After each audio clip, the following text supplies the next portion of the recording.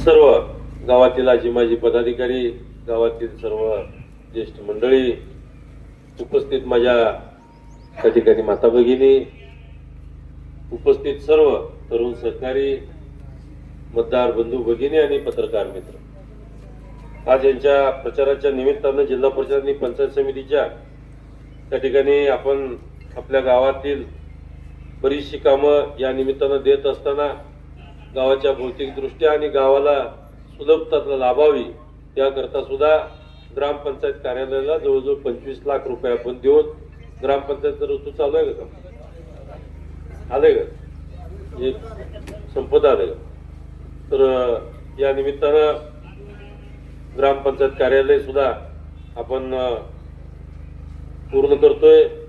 शिवाय गावाला संलग्न रस्ते, हे मंगळवाडा पाटकळ असेल, पाटकळ नंदेश्वर भोसे असेल, पाटकळ खुपसंगी असेल, पाटकळ गणेशवाडी असेल, हे सगळे रस्ते त्या ठिकाणी मला गावाला असणारे कनेक्टिंग मोरे सर हे कित्येक वर्षापासून, मला वाटतंय काही रस्त्यावर 25-30 वर्ष झाले एक डांबराची खडीची पाटी सुद्धा त्या ठिकाणी पडली नव्हती.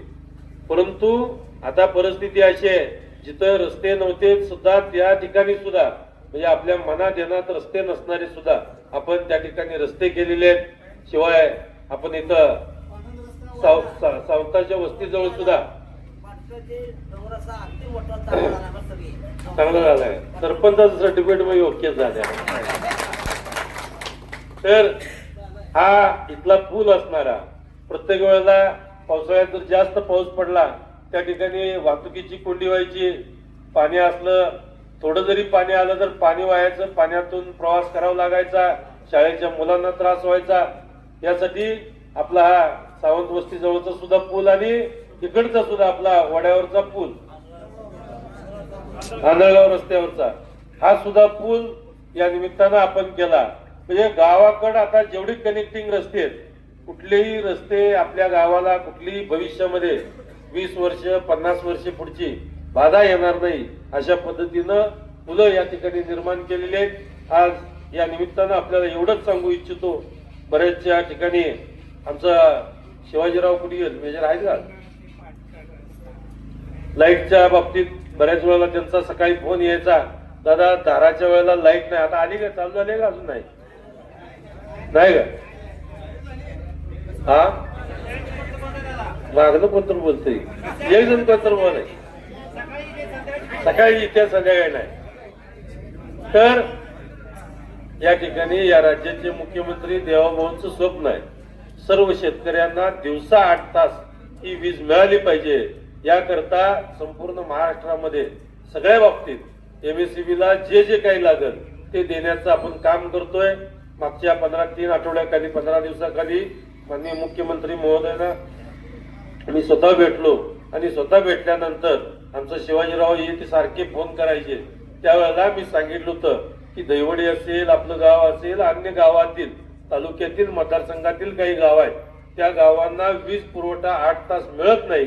त्यावेळेला तात्काळ मुख्यमंत्री महोदयांनी खाली अधिकाऱ्यांना फोन लावला आणि त्यावेळेला अधिकाऱ्यांनी सुद्धा सांगितलं की बऱ्याचशा एमएससीबी सबस्टेशनचं सुद्धा कामं चालू आहे आणि सबस्टेशनची कामं चालू असल्यामुळं गावातले त्या ठिकाणी जिथं तारा जीर्ण झाले आहेत त्या तारा जीर्ण झालेल्या काढून केबलिंगचं सुद्धा काम चालू आहे. मला वाटतंय आपल्या गावातली सुद्धा आता तारा काढून केबलिंगचं झालेलं दिसतंय, हे समोरच आहे.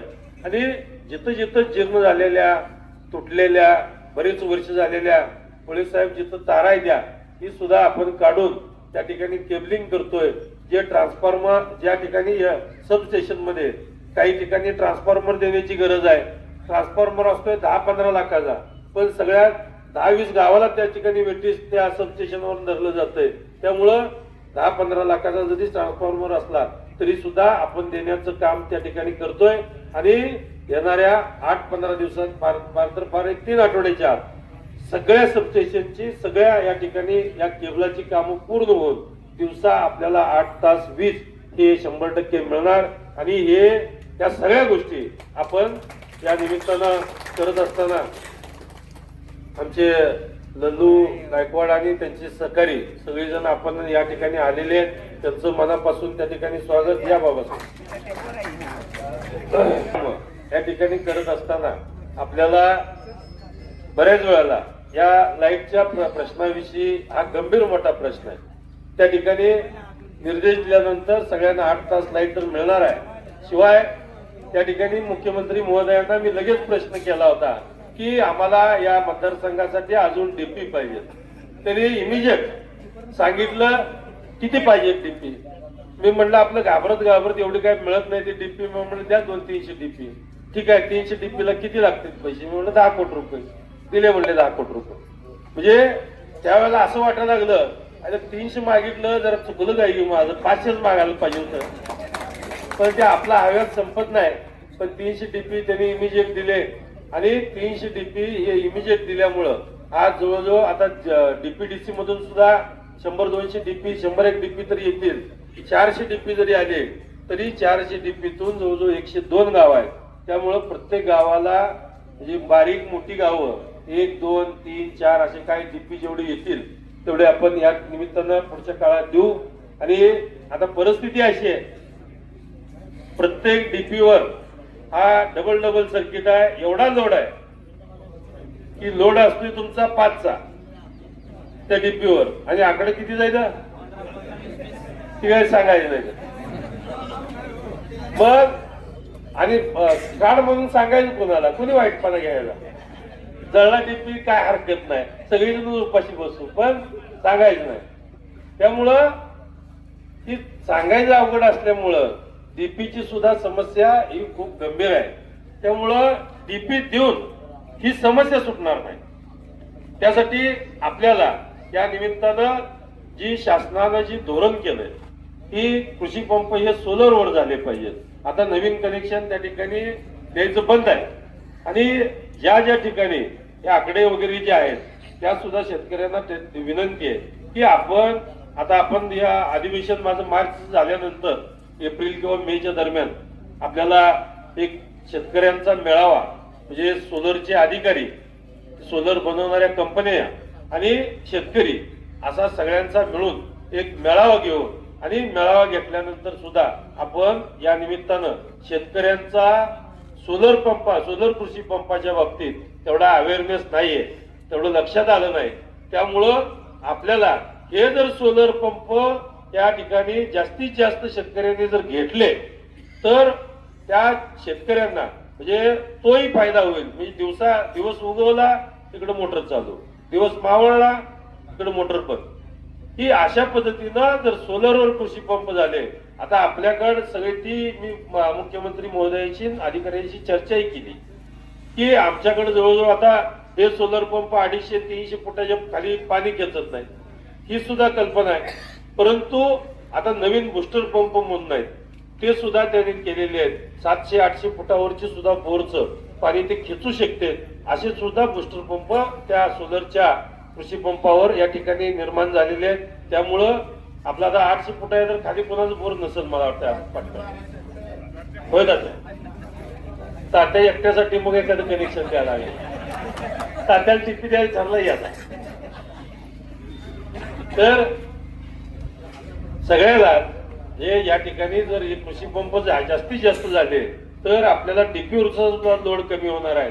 ही आकड्याची संख्या बी कमी होणार आहे. त्यामुळं डीपीवरचा लोड आला कमी तर 1-2 वर्षापर्यंत डीपी जळणार नाहीत, लोड कमी होईल. आणि रानामधून ज्या गोष्टी ज्या अडचणीच्या आहेत त्या सगळ्या लोकांना या ठिकाणी त्याचा फायदा होईल अशा पद्धतीची योजना सुद्धा आपण या निमित्तानं करतोय. शिवाय दूध दराच्या बाबतीत सुद्धा हे सरकार आता सध्या बघितलंय.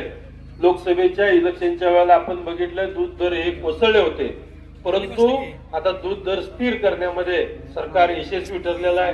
जवळजवळ 37-38 रुपये वाढला, अजून 1-2 रुपये. संतोषराव किती आहे?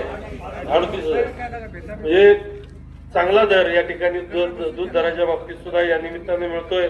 शिवाय अतिवृष्टीच्या काळामध्ये सुद्धा आता आपल्या पाटकळमध्ये सगळ्याला माहित आहे की आपल्या पाटकळमध्ये अतिवृष्टीमध्ये किती पाऊस पडला, किती नुकसान झालं हे प्रत्येक शेतकऱ्याला माहित आहे. आणि आपल्याला अनुदान त्या ठिकाणी सरकारने जवळपास सरसगट देण्याचं म्हणजे या तालुक्याला 84 कोटी रुपये अनुदान देण्याचं अतिवृष्टीमध्ये सरकारने केलेलं आहे. म्हणजे ज्याचं नुकसान किती झालंय हे न बघता जवळपास सगळ्यांनाच हे देण्याचं अनुदान काम हे सरकारने केलेलं आहे. आपण त्यावरती काय आता जास्त भाष्य करणं उचित नाही. लाडकी बहीण योजना सुद्धा त्या सरकारनं अविरत त्याच्यावरती बरेचशा विरोधकांनी सांगितलं ही इलेक्शन पुरती आहे, परंतु आज मी आपल्याला सांगू इच्छितो की लाडकी बहीण योजना ही या राज्याचे मुख्यमंत्री देवाभाऊ जोपर्यंत आहेत तोपर्यंत 100% बंद पडणार नाही. आमच्या लाडक्या बहिणा देवाभाऊंच्या त्या देवाभावाने आमच्या या सगळ्या लाडक्या बहिणींना दरमहा 1,500 रुपये देण्याचं काम हे सरकार करतंय आणि यापुढेही करेल. शिवाय एवढ्यावर बी हे सरकार ग बसत नाही. आमच्या सगळ्या लाडक्या बहिणींना, महिलांना, ज्येष्ठ नागरिकांना एसटी मध्ये सुद्धा सवलतीच्या दरामध्ये एसटीचा प्रवास करण्याचं सुद्धा या ठिकाणी काम करतंय. शिवाय मुलींना मोफत शिक्षण देण्याचं सुद्धा काम हे सरकार करतंय. आज आपण सगळं हे बघत असताना त्या सरकारच्या पाठीमागे आपण सगळ्यांनी गंभीरपणे राहिलं पाहिजे. सगळ्यात मोठा महत्वाचा प्रश्न म्हणजे या निमित्तानं आपल्या जीवाभावाचा तर मोरे सरांनी सांगितलं की सगळ्यात जीवाभावाचा आपला प्रश्न म्हणजे पाण्याचा प्रश्न आहे. कोण दादा म्हणते सगळ्यात महत्वाचा प्रश्न आहे.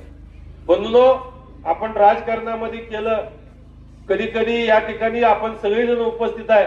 मी आता कोणाचं नाव घेणं करणं म्हणत नाही. राजकारणामध्ये आपले मतभेद झाले असतील, राजकारणामध्ये आपण एकमेकाला विरोध झाला असेल, राजकारणामध्ये एकमेकाच्या विरोध कुठे उभारला असेल, आता सगळं या ठिकाणी आपल्याला सोडलं पाहिजे. त्याचं कारण आपण राजकारण करायचं कशासाठी? गावाचा विकास झाला पाहिजे, गावातल्या लोकांचं अर्थकारण बदललं पाहिजे, गावातली आपली जी येणारी पिढी आहे या येणाऱ्या पिढीला सुद्धा चांगली दिशा देण्याचं काम झालं पाहिजे. गावातली आपली मुलं गावात राहिलं पाहिजे, पारंपरिक व्यवसाय शेती केला पाहिजे, नवीन उद्योग केले पाहिजेत, आपली पोरं आपल्या पायावरती तयार झाली पाहिजेत आणि आपल्या पायावरती तयार होऊन आपल्या कुटुंबाचा आणि गावाचा गावगाडा सुद्धा आपल्या मुलांनी ओढला पाहिजे. ही भूमिका प्रत्येक त्या ठिकाणी कुटुंबकर्त्याची ही 100% असते. परंतु आज हे सगळं असताना सरांनी सांगितलं उदगव मटकी खाऊन आपण काही वर्षापूर्वी जगलो. पावसाची कायम वाट बघायचो. पाऊस पडल्याशिवाय प्यायला सुद्धा पाणी नसायचं. डिसेंबर जानेवारी पासून सुद्धा आपल्याला पिण्यासाठी टँकर या ठिकाणी आणल्याशिवाय पाणी प्यायचं नाही. आज मंगळवारपासून सुद्धा हे काही अंतरावरचं गाव आहे आणि शेतीच्या पाण्याचा तर खूप लांबचा प्रश्न आहे. परंतु बंधूंनो, आपल्याला या निमित्तानं एवढं एकच सांगतो की शेतीच्या पाण्याविषयी आजपर्यंत आपल्या तालुक्यानं त्या ठिकाणी हा दक्षिण भाग हा दुष्काळग्रस्त भाग आहे. त्या तालुक्याने हा दुष्काळग्रस्त भागाला पाणी मिळावं म्हणून त्या ठिकाणी सगळे आंदोलन केली, उपोषण केले. वेळ पडला मतदानावर बहिष्कार सुद्धा आपण त्या ठिकाणी केला. तुम्हाला आठवतंय बघा, बाटल्या लावल्या होत्या पाटकळ बसणं ते पूर्ण सगळ्या कुन्नूर याच्यापर्यंत. आपण ठीक आहे, आपण एवढे सगळे आंदोलन, उपोषण, बहिष्कार केले, पण आपल्याला मिळालं काय? आज प्रत्येकाने आपण या ठिकाणी आपण इथं आमदार केले, मंत्री केले, खासदार केले, त्या ठिकाणी अनेक वेळेला आपण मतदान केलं गेलं, पण इथनं लोकप्रतिनिधी सगळे निवडून गेले आणि निवडून गेल्यानंतर सुद्धा आपल्याला त्या ठिकाणी आपण बघतोय आपल्याला जी पाण्याच्या बाबतीत आश्वासनं दिली गेली आणि पाणी आणतो म्हणून सांगितलं या तालुक्याला मीच पाणी आणणार. पहिली योजना या तालुक्यासाठी या पाण्यासाठी निर्माण झाली बंधूंनो. ती म्हणजे तुम्हाला आठवतंय का नाही माहित नाही, पण तुम्हाला आठवणीला फक्त उजाळा करून देतो. पहिली योजना झाली तेल दोंडा, 40 दोंडा, पुढं हा पाठ आहे मोठी म्हणजे तेल दोंडा, 40 दोंडा, दोड्डा नाला, गद्या गाडव. ही किती वर्ष योजना चालली? 20-25 वर्ष योजना चालली. परंतु 20-25 वर्षामध्ये या दोड्डा नाला असेल, तेल दोंडा असेल, तिथली धोंडे दगडे सगळे गुळगुळीत झाले.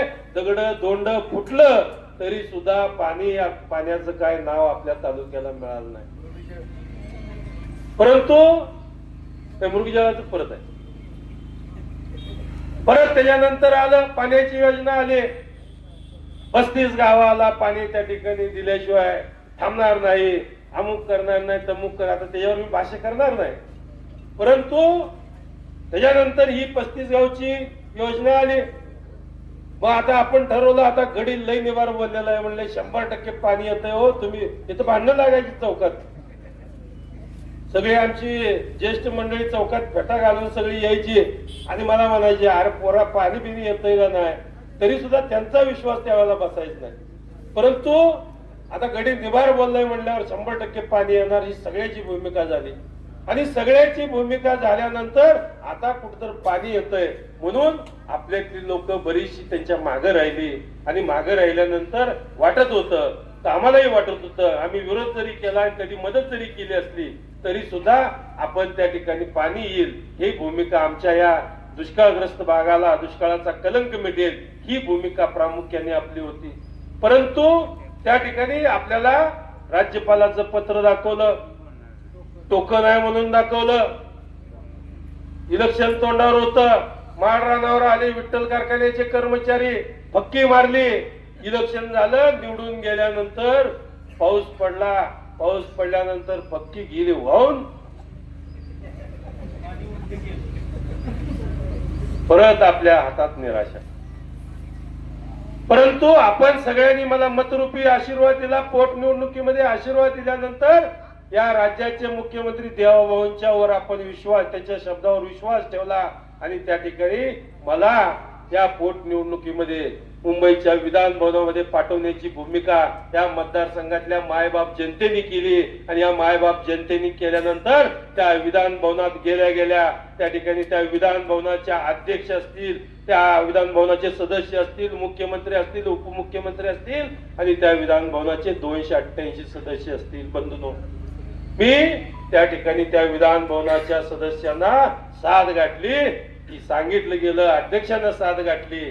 मी सांगितलं, अध्यक्ष महोदय, आम्ही दुष्काळात जरी जन्मलो असलो तरी आम्हाला दुष्काळात मरू देऊ नका, एवढी भूमिका त्या ठिकाणी विधान भवनामध्ये मांडल्या. त्या वेळेला ताडकरणं ते खातं देवेंद्र फडणवीस साहेबांच्याकडे होतं. त्यांनी ताडकरणं उठून उभारून सांगितलं, अजिबात काय काळजी करू नका, 8 दिवसाच्या आत त्या 24 गावच्या उपसा सिंचन योजनेला मी मंजुरी देईल आणि तात्काळ ही योजना चालू करेल. अशा पद्धतीची भूमिका देवेंद्र फडणवीस साहेबांनी घेतली. आणि त्यावेळेला ही फाईल फिरायला चालू झाल्यानंतर त्याच्यामध्ये एवढ्या अडचणी होत्या, एवढ्या त्रुटी होत्या की प्रत्येक टेबलला गेल्यानंतर मला त्यावेळेला वाटायचं की ही फाईल मंजूर होणार नाही. प्रत्येक डिपार्टमेंटचे सेक्रेटरी, अधिकारी मला सांगायचे, तिथले सचिव सांगायचे की दादा ही फाईल काय होणार नाही, नियम आपला असा म्हणतोय आणि या नियमात काय बसत नाही. त्यावेळेला या फाईलच्या आणि या उपसा सिंचन योजनेच्या मागं भाडासारखं देवाभाऊ असल्यामुळं त्या ठिकाणी जिथं कुठे अडचणी येत राहील त्या ठिकाणी नियमामध्ये सुद्धा वेळ पडली तर बदल करून तो नियम आपल्या योजनेसाठी, अख्ख्या महाराष्ट्राच्या योजनेला हा नियम लागू राहिला. आणि हा नियम लागू राहिल्यानंतर ही योजना पुढे देवेंद्र फडणवीस साहेबांनी फाईल मंजूर केली. आणि मंजूर केलीच नाही नुसती, तर त्याला 700 कोटी रुपये दिले. नुसते 700 कोटी रुपये देऊन थांबले नाहीत, तर 700 कोटी रुपये देऊन 3 टप्प्यामधली ही योजना 2 टप्प्यामध्ये 2 टप्प्याचं काम चालू झालंय. 3ऱ्या टप्प्याचं ही काम येणाऱ्या काही दिवसामध्ये चालू होतंय. आणि वर्षभराच्या आत आपल्या जे माळरान आहे त्या माळरानाला हिरवा शालू घातल्याशिवाय हा समाधान अवताडे शांत बसणार नाही. बंधूंनो, विरोधक इथे येणार आहेत, टीका टिप्पणी करणार आहेत, आमच्यावरती टीका करून या ठिकाणी मताचा जोगवा मागणार आहेत. त्यामुळं आपले मतभेद हे थोडस विसरून जाव्या, गट तट विसरून जाव्या आणि गट तटाचं राजकारण करण्यापेक्षा आपल्या पिढ्यानं पिढ्या पुढच्या भविष्यामध्ये आपण सगळेजण त्या ठिकाणी येणाऱ्या पिढ्या सुद्धा आपल्याला चांगलं म्हणलं पाहिजे, चांगल्या कामाच्या पाठीमागं आपण सुद्धा राहिलं पाहिजे. जी भूमिका राजकारणामध्ये एखादे काम जर झालं तर खरं म्हणजे मोठं मन लागतंय, आपण ते ऍक्सेप्ट केलं पाहिजे. त्या भूमिकेच्या सुद्धा प्रामाणिकपणे लोक काय म्हणतात काय नाही याच्यापेक्षा सुद्धा आपण आपली भूमिका ही प्रामाणिक ठेवली पाहिजे. जे करतंय ते करतंय, जे करत नाही ते करत नाही. कारण ह्या योजनेच्या बाबतीत सुद्धा आपल्या ह्याच चौकामध्ये मला सुद्धा त्या ठिकाणी बऱ्याच वेळेला गाडी अडवून सुद्धा विचारलं आमच्या ज्येष्ठ सगळ्या मंडळींनी सुद्धा, दादा पाणी खरंच ते आम्हाला फसवून गेलेत, आम्हाला काय खरं वाटेना. परंतु आपल्याला या ठिकाणी आपल्याला जर विश्वास नसेल, आता मोरे सरांनी सांगितलंय पायपा बनवण्याचं सुद्धा काम आहे. आणि गडी भादर विरोधक म्हणतात पायपा फॅक्टरी केली म्हणून काय झालं. आता काय अशी विरोधक आहेत काय, पायपा फॅक्टरी केली म्हणून काय. आता रस्ता केला, एवढा रस्ता केल्यानंतर विरोधक सांगणार 2 खड्डे पडले तिथं, कसला रस्ता केलाय. करू दे बाबा. काही जण अशी बी असणार आहेत सरपंच, अरे तुझ्या वस्तीला रस्ता केलाय, बर मग केला. अरे नाही नाही आपल्या गावाला पाणी आणलंय, बर मग केलंय. अरे नाही नाही आपल्याला या ठिकाणी डीपी दिलाय, मग दिलाय पुढं. अरे बाबा इथल्या तारा सगळ्या पडल्या होत्या, तिथं केबलिंग केलंय, चांगलं केलंय, बर केलंय. मग हे असली 4-5 असणार आहे. त्यामुळे असल्याकडे लई लक्ष, मग म्हणणाऱ्याकडे लक्ष देऊ नका. जे आपलं काम करतंय, प्रामाणिकपणे सेवा या गावाची करतात, त्यांच्या खंबीरपणे आपण पाठीमागे राहिलं पाहिजे. हे सरकार आपल्या सगळ्यांच्या पाठीमागे आहे. हे सरकार शेतकऱ्याच्या पाठीमागे आहे, आमच्या लाडक्या बहिणीच्या पाठीमागे आहे, युवकांच्या पाठीमागे आहे, या गावातल्या सगळ्या जनतेच्या पाठीमागे आहे बंधूंनो. आणि आपल्याला सुद्धा आमच्या दोन्ही भगिनी त्या चांगल्या उमेदवार मिळालेल्या आहेत. कमी भाषिक कमी आहे आणि ते खरं म्हणजे काम जास्त करणारे आहेत. त्यांना सामाजिक आणि या ठिकाणी लोकांची सेवा करण्याची मनापासून तळमळ आहे. आणि नक्कीच त्या चांगलं काम करणाऱ्या दोघी आमच्या भगिनी आहेत. आपण सुद्धा या ठिकाणी यांच्या पाठीमागे राहिलं पाहिजे, त्यांना मतरूपी आशीर्वाद दिला पाहिजे. आणि आपल्या सगळ्यांना विनंती आहे, आपण सुद्धा येणाऱ्या 7 तारखेला त्यांचं चिन्ह आहे कमळ, त्या कमळासमोरील त्या ठिकाणी बटन दाबून भरघोस मतांनी त्यांना निवडून द्यावं, एवढीच या ठिकाणी आपल्याकडून अपेक्षा व्यक्त करतो. आज आपल्या गावचे सरपंच